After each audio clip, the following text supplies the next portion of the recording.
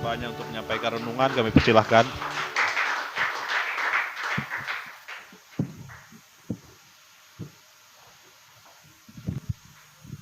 Shalom. Gak kedengaran nih. Shalom. Yang di luar shalom. Woi, lebih luar biasa yang di luar ya. Jadi sama-sama sekali lagi shalom. Coba dari tadi seperti itu, tidak capek-capek saya. Tes 1, 2. Kayaknya masih kurang nggak? Tes. Nah, ini suaranya. Oke. Apa kabar semuanya? Baik, ada yang luar biasa. Semuanya luar biasa. Teman-teman yang terkasih dan diberkati oleh Tuhan Yesus Kristus. Saya izin buka masker ya, Kak Kanda, boleh buka masker. Ada pepatah mengatakan, nggak ada yang tahu. Tak kenal, maka takkan sayang. Tak sayang, maka takkan cinta. Tak cinta, maka takkan setia ya. Jadi lebih baik saya perkenalkan diri walaupun mungkin teman-teman pernah melihat kami secara khusus. Kalau yang beli kalender GKE Kasongan pasti lihat wajah-wajah kami ya. Saya mau perkenalkan diri saya walaupun memang mungkin tidak penting-penting amat, tapi itu tadi pepatah katakan ya. Siapa tahu nanti ketemu di mana ya. Kalau kita tidak kenal, maka kita tidak bisa saling mengasihi, saling mendoakan. Ketahuan timbul aku jatuh dulu mendoa. Tahu bau ijite. Nah, kan? Kalau kalian tahu siapa saya, siapa tahu kalian tolong saya.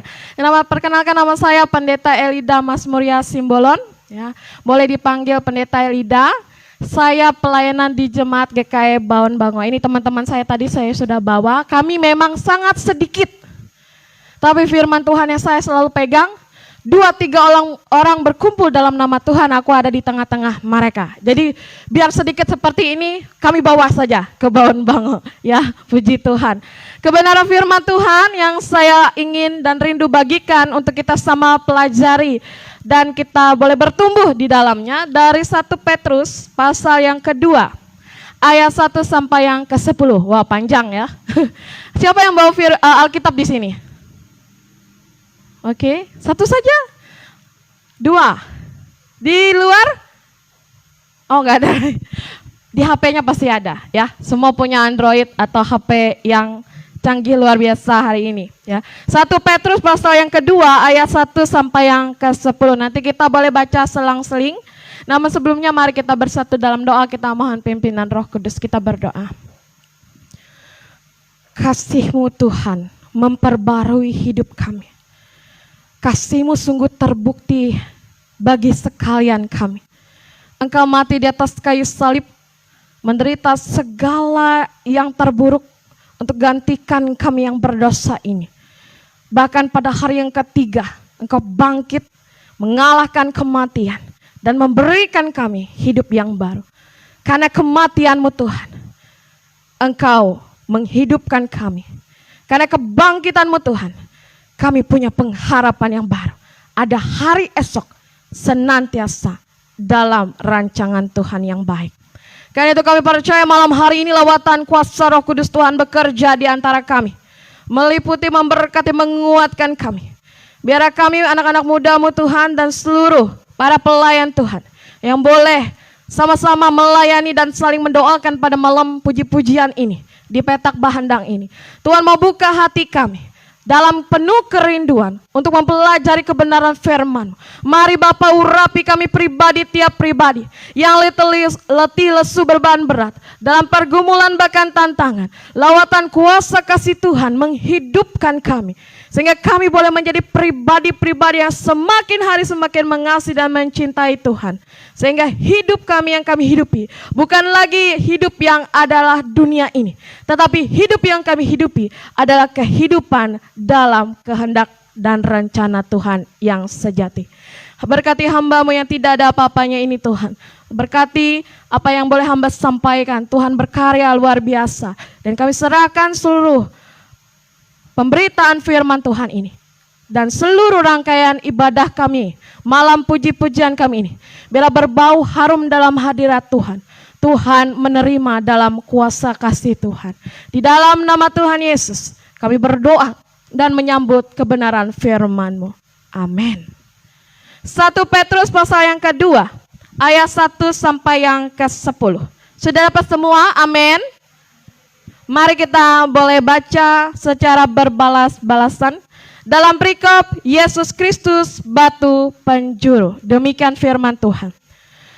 Karena itu buanglah segala kejahatan, segala tipu muslihat dan segala macam kemunafikan, kedengkian dan fitnah.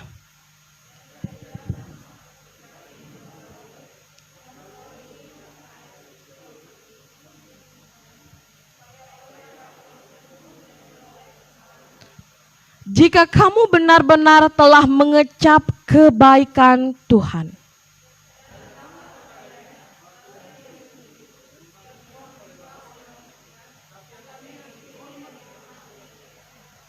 dan biarlah kamu juga dipergunakan sebagai batu hidup untuk pembangunan suatu rumah rohani, bagi suatu imamat kudus, untuk mempersembahkan persembahan rohani yang karena Yesus Kristus berkenan kepada Allah.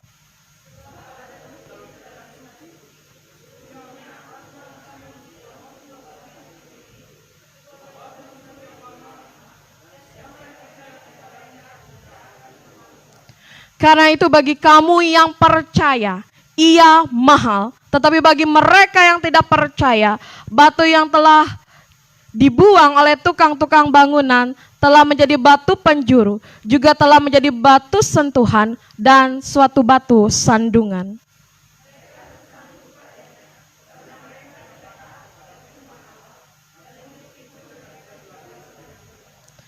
Tetapi kamulah bangsa yang terpilih, imamat yang rajani, bangsa yang kudus, umat kepunyaan Allah sendiri, supaya kamu memberitakan perbuatan-perbuatan yang besar dari Dia, yang telah memanggil kamu keluar dari kegelapan kepada terangnya yang ajaib.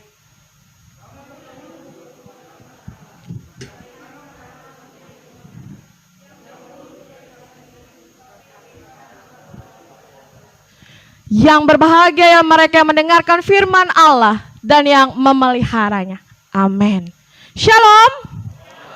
Teman-teman yang terkasih dan diberkati oleh Tuhan Yesus Kristus, saya tertarik dengan apa yang disampaikan oleh Bapak Pendeta Robi Asar, bahwa tadi mereka ada kegiatan membagi-bagikan permen ya kepada anak-anak kecil.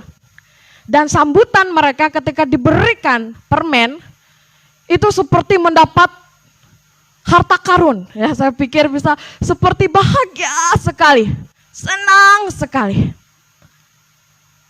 Padahal yang diberikan mungkin ya kalau kita pikir logika, sekali makan selesai ya. Atau sebentar saja kalau kita ngemut-ngemut ya, nggak sampai 5 menit habis. Tetapi itulah keistimewaan seorang anak. Mereka tidak mau dan memang pada masanya tidak terbeban dengan terlalu banyak hal. Untuk membuat mereka bahagia, tidak perlu kita harus ambil sebongkah emas berlian lalu membuat mereka bahagia. Bahkan permen yang sederhana itu bisa membuat mereka tersenyum, gembira, bahagia, sukacita. Dan yang memberi juga mungkin awalnya mungkin ya agak malas-malas tersenyum, ketika melihat tawa canda mereka ikut juga tersenyum dan bahagia. Firman Tuhan pada saat ini juga menjadi suatu yang luar biasa ketika kita diperhadapkan diri kita di hadapan Tuhan. Bagaimana sebenarnya posisi kita di mata Tuhan? Apakah kita ini orang-orang yang sombong, orang-orang yang terlalu rendah, orang-orang yang tidak ada apa-apanya, atau bagaimana? Karena zaman now ya, zaman sekarang ini ada banyak orang yang insecure atau merasa dirinya ya minder lah, kurang the best lah, banding-bandingkan. Nah ini penyakit manusia. Kalau dari remaja saja dari anak-anak kita suka banding, membanding dan dibandingkan, ya. Ketika dia dewasa, dia akan menjadi pribadi yang tidak pernah bersyukur. Selalu merasa kurang. Wah, buhen belum kutu tapas maka tapas. Jadi TG jerawat. Aduh, TG jerawat mereka itu. Mate-mate dia hendak belum berumah. Harus milih skincare. Rega 100 juta, oh dia 100 ribu jatuh duit 100 juta. Dia aku mau, karena dia cantik naik aku. Atau dia hatue, tagi potongan, dia tak heta, potongan balau dia tak heta. Wih, kawalku tuh jadi SKIJ, aku SK 10 ih. Oh, dah hendak aku kalah dengan dia. Ih, motor tak heta iya nama. Aku dia hendak tulak sekolah, amun dia motor tak heta mah, dia hendak. Hurana ulu bakas menanjungi. Ini yang terjadi. Atau handphone baru. Rega handphone 50 juta. Kau dia uli kau payah aja ulu seleb ya. Ewen bayar ulu. Mau hendak ya 50 juta. Won dia jadi dia pesawat terbang, sapu terbang. Puts. 50 juta.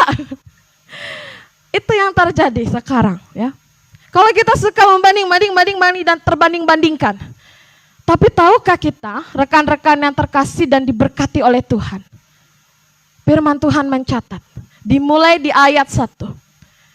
Tuhan mau kita membersihkan. Ketika kita masuk dari pintu sana, ada disediakan tempat cuci tangan. Sudah semua cuci tangan? Ada yang menyediakan juga hand sanitizer. Supaya apa tujuannya? Supaya jangan bawa virus. Supaya jangan bawa kuman, supaya kita juga jangan sakit dan menyakiti yang lain. Bagus tidak ya? Jangan sakit dan menyakiti orang lain. Karena kalau sudah sakit, sukanya nyakitin orang lain ya. Gitu. Kita jangan seperti itu. Nah, di ayat 1, firman Tuhan katakan, karena itu buanglah segala kejahatan. Jadi kalau kita mau datang sama Tuhan, kalau kita masih simpan dendam, iri hati, dengki, kepahitan, dan seterusnya anak-anaknya, kawal-kawalah, best friend-nya, kedengkian, tipu muslihat, segala macam kemunafikan, fitnah, maka Tuhan jauh dari hidup kita. Bukan Tuhan menjauhi kita, kita yang jauh dari Tuhan. Kita tidak bisa hidup munafik datang sama Tuhan, karena Tuhan tidak berkenan.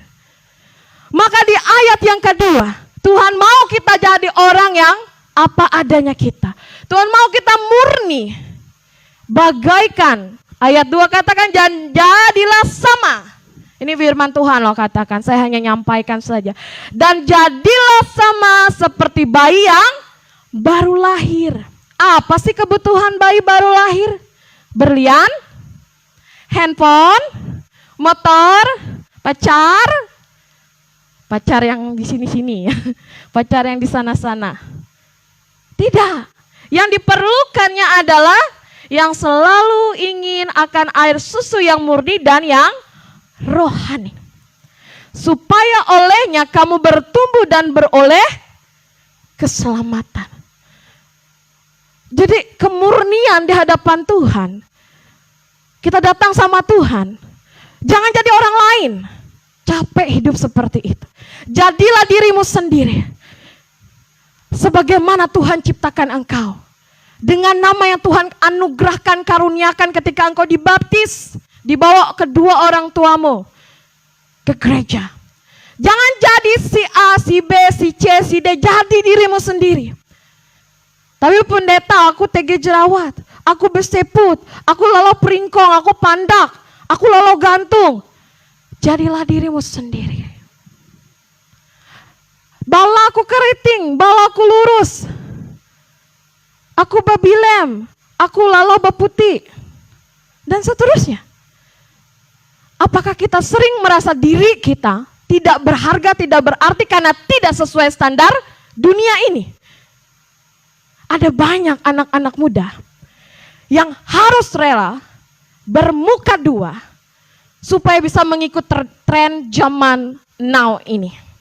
Padahal firman Tuhan sudah tegaskan, jadilah seperti bayi yang baru lahir. Maksud Tuhan bukan kembali kita oe-oe ya.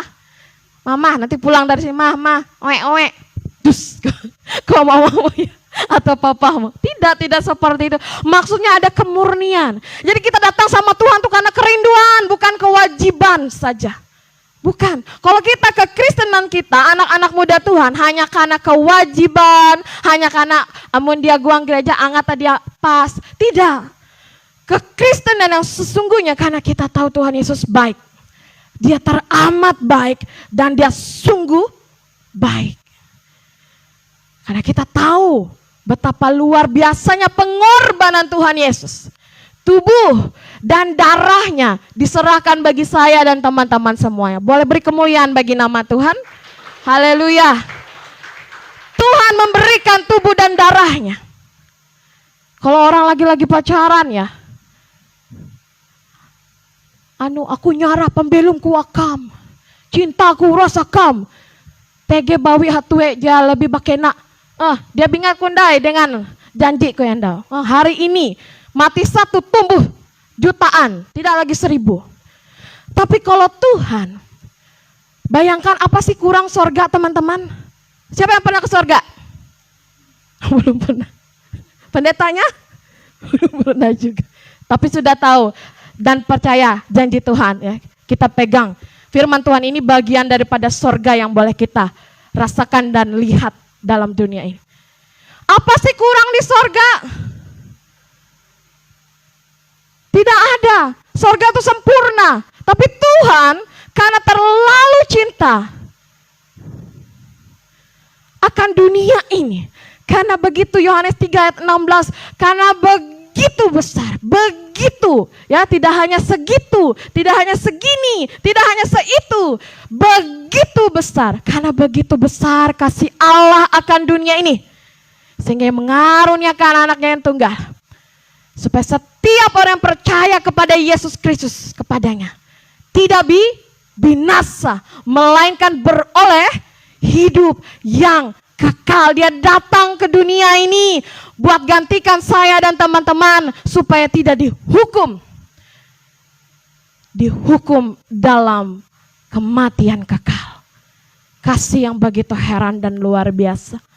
Dan bagi kita yang percaya, kita bisa menerima keselamatan itu. Ayat yang ketiga katakan, jika kamu benar-benar telah mengecap kebaikan Tuhan. Bagaimana cara kita mengecap kebaikan Tuhan? Makanya di awal tadi saya katakan, jangan pernah bandingkan hidupmu dengan orang-orang lain.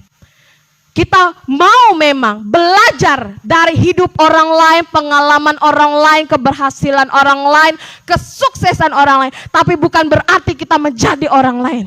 Tapi kita mau jadi diri kita sendiri. Kenapa Tuhan mau kita jadi diri kita sendiri dan tetap menyembah Dia dengan diri kita apa adanya?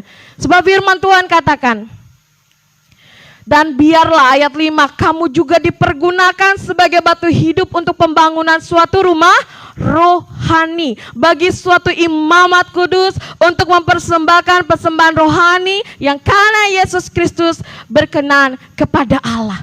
Jadi setiap kita ini Tuhan bangun di atas dasar tubuh dan darahnya yang mahal. Supaya setiap kita boleh melakukan pekerjaan yang Allah kerjakan dalam dunia ini. Supaya setiap mata yang perlu perlindungan Tuhan boleh melihat. Supaya setiap orang yang letih lesu boleh menerima penghiburan yang nyata. Supaya mereka yang berbeban berat boleh menerima kelegaan atas kehadiran kita. Bahkan mereka yang sakit menerima kesembuhan. Karena sakit tidak cuma sakit secara fisik, tapi juga rohani. Kita juga, Tuhan mau pakai kita. Bukan orang lain, tapi kita pada saat ini. Bagi kita, Yesus Kristus adalah ayat 7 katakan, karena itu bagi kamu yang percaya, bagi kita yang percaya, Yesus Kristus itu murah atau mahal? Karena bagi kita, yang percaya, bagi kamu yang percaya, ia mahal.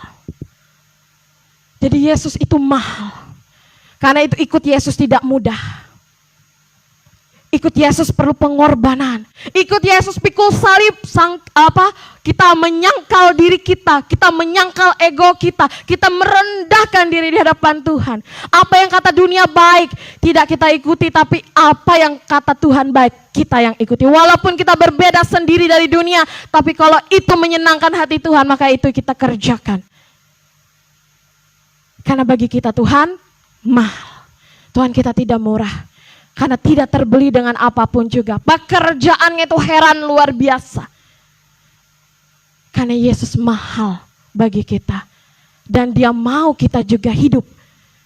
Standarnya bukan standar dunia, tapi standar kerajaan sorga. Dan firman Tuhan selanjutnya katakan ayat 9. Mari kita baca sama-sama. Ayat 9 ini dengan tegas. 1, 2, 3.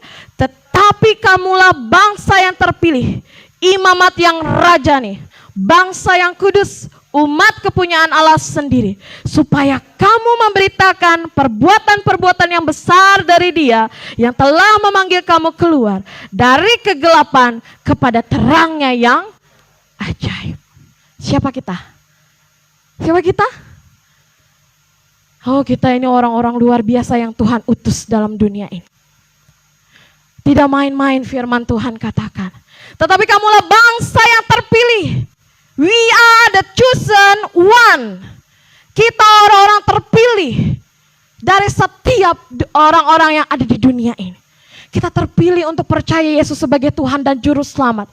Sementara dunia masih cari cara bagaimana bisa mengerti keselamatan, kehidupan setelah kematian, masih menyelidiki apakah ada kehidupan di Mars sana, supaya mereka bisa hidup dengan membangun kehidupan tanpa polusi dan seterusnya. Kita sudah punya kejaminan keselamatan dalam kerajaan sorga. Dan itu Tuhan Yesus sediakan bagi saya dan teman-teman. Sehingga kita tahu hari esok kita dipegang Tuhan.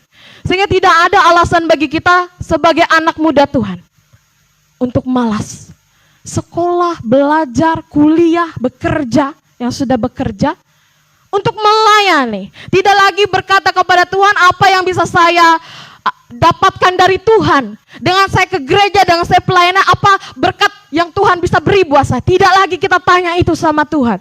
Tapi apa yang kita bisa katakan sama Tuhan? Apa yang bisa saya lakukan untuk menyenangkan hatimu? Apa yang bisa saya beri Tuhan untuk bisa memuliakan namamu? Apa yang bisa saya lakukan untuk memuliakan dan menyenangkan Engkau? Itu anak-anak muda Tuhan yang kenal dengan Tuhan. Tetapi kamulah bangsa yang terpilih, imamat yang rajani, bangsa yang kudus. Kita kudus. Jadi jangan jadi kudis atau berkudis-kudisan ya. Jaga hidupmu. Jaga hidupmu, karena Tuhan berkenan kepada anak-anaknya. Kita kudus bukan supaya orang menyembah kita atau menganggap kita hebat, rohaniawan, orang hebat, orang saleh. Tidak, karena kita tahu kita tidak mau mendukakan hati Tuhan Yesus. Kita mau menyenangkan hati Tuhan, karena itu kita mau hidup kudus. Kita mau beda dengan dunia, kita tidak ikut arus dunia, tapi kita ikut Tuhan Yesus. Dan selanjutnya firman Tuhan katakan, supaya kamu memberitakan perbuatan-perbuatan yang besar dari Dia. Jadi setiap hari hidup kita, setiap helaan napas, tarikan napas ini teman-teman, kita punya hutang yang begitu mahal dengan Yesus. Jadi setiap tarikan napas, setiap detik hidup kita sudah Tuhan Yesus tebus dengan darah dan tubuhnya yang mahal di atas kayu salib. Jadi mari pertimbangkan sejak saat ini dan seterusnya sampai selamanya. Apakah kita tega mengkhianati kasih Tuhan? Yang bahkan setiap detik demi detik hidup kita yang mungkin terlalu sering sia-sia, kita gunakan. Setiap detik demi detik hidup kita, itu Tuhan Yesus tebus. dengan tergantung di atas kayu salib 3 jam lamanya. Sampai seluruh darahnya terkuras. Supaya kita disuci, kuduskan. Setiap detik yang ada pada kita, yang kita lewati dalam hidup kita, Tuhan bayar dengan penderitaannya. Apakah kita rela menyakiti hatinya dengan melakukan hal yang tidak benar? Mari tanyakan dengan diri kita sendiri. Tuhan mau kita melakukan dan memberitakan perbuatan yang besar dari Dia. Karena Dia sudah panggil kita keluar dari kegelapan yang sama sekali tidak bisa kita lepaskan diri kita kepada terang. Karena itu di dalam terang yang kita lakukan, seperti kata Pak Pendeta Robiaser tadi, dari perbuatan yang kecil, yang sederhana, yang mungkin tidak terlihat oleh manusia, yang tidak mendapat award lah, yang tidak dapat penghargaan, tapi kalau kita lakukan tulus untuk memuliakan nama Tuhan, setiap perkara kecil Tuhan akan tambahkan perkara besar. Itu hidup kita. Tidak ada yang tidak berharga. Siapapun kita saat ini, tidak ada yang tidak berharga di mata Tuhan. Karena itu jangan ragu ikut melayani. Ketika kamu punya potensi, teman-teman, rekan-rekan sekalian punya potensi dinyanyi, jangan malu, keluarkan suaramu dengan kesungguhan hati untuk memuliakan Tuhan. Jika kamu punya talenta main musik, jangan tahan-tahan main musik. Mari main musik untuk memuliakan Tuhan. Jika kamu punya talenta untuk mengajar, berkhotbah, boleh memberitakan firman, mari belajar bersama-sama. Ada PA, ada pendalaman firman, bersaksi dari hal-hal sederhana. Jika kamu punya talenta untuk boleh mendoakan teman-teman, mari bawa dalam persekutuan doa. Gunakan setiap detik kita untuk memuliakan nama Tuhan. Karena setiap kita diperlengkapi Tuhan untuk memberitakan pekerjaan Tuhan yang besar. Karena itu teman-teman yang terkasih dan diberkati oleh Tuhan Yesus Kristus, tidak ada yang sia-sia di dalam Yesus. Tidak ada yang mustahil di dalam Yesus. Dan tidak ada satu detik pun yang tidak Tuhan tebus dari hidup kita. Karena itu dari saat ini dan seterusnya, saya rindu teman-teman mau persembahkan setiap detik dari hidup kita untuk memuliakan Tuhan. Jangan bandingkan hidupmu dengan yang lain, tapi persembahkan hidupmu untuk mengerjakan pekerjaan yang luar biasa di dalam Tuhan. Tuhan Yesus memberkati kita. Amin.